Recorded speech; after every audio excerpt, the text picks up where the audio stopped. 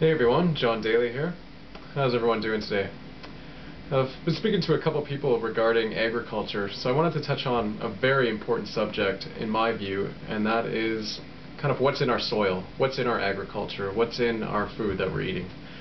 And there's a big difference between something that is conventionally grown and something that is organically grown, and I want to touch on that just a bit. So in this video I want to primarily talk about the industry, but I also want to talk about how there is big differences in what is minerally in our food, as well as kind of supporting a new model of living, and this is very well seen in agriculture. So conventionally grown food is primarily grown with synthetic fertilizers, and these fertilizers, a lot of them actually come from the post-war, when a lot of these nitrogen-based bombs were left over, and a lot of farmers or people that were looking at the business side of it were thinking, like, how can we make food look good? How can we make our plants look greener, our tomatoes look rounder, our skin look redder on a tomato, for example? And primarily the conclusion was nitrogen, phosphorus, and potassium, NPK.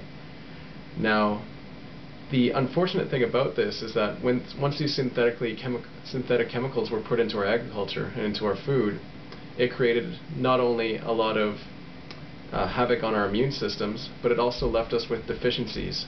Our soil now is being grown in less and less nutrient-dense soil. Now, nitrogen, potassium, and phosphorus are 3 different minerals. There are a plethora of more. Some say 70, some say 80, let's say 72 odd minerals. And people come in, let's say with osteoporosis, looking for boron. Boron's supposed to be in our soil, it's supposed to be in our food, but in conventionally grown agriculture, it's not supplemented for. It's not created by compost. It's synthetically added by chemicals, so we don't see it in the food.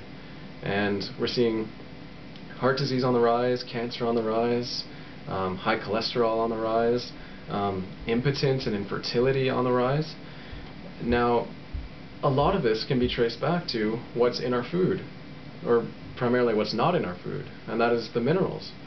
So not only is, let's say, boron not in our food, I see people coming in looking for chromium, which helps with the pancreas to balance blood sugar with its insulin production, or selenium for anti-cancer, or silica for hair, skin, teeth, nails. And people are buying these products left, right, and center because it's not in the food. These are minerals that we were supposed to get from the conversion that the plants take from the minerals that are in the soil.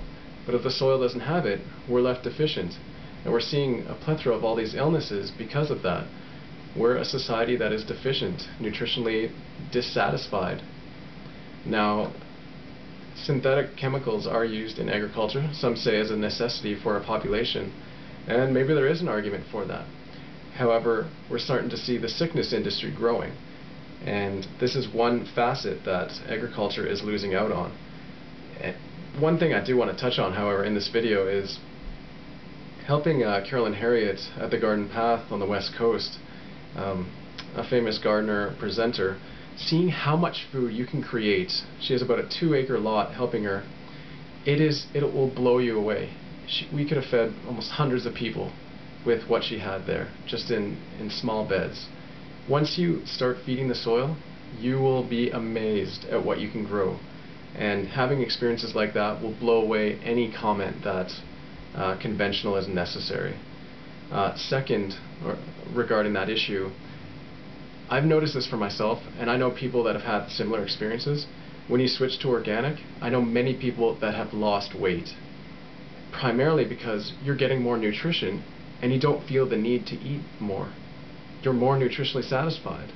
You just can't eat as much. The body feels just like it's in a state of satiety. It's ready. It needs all it does. It doesn't have those cravings, those desires anymore, or subsiding. Now,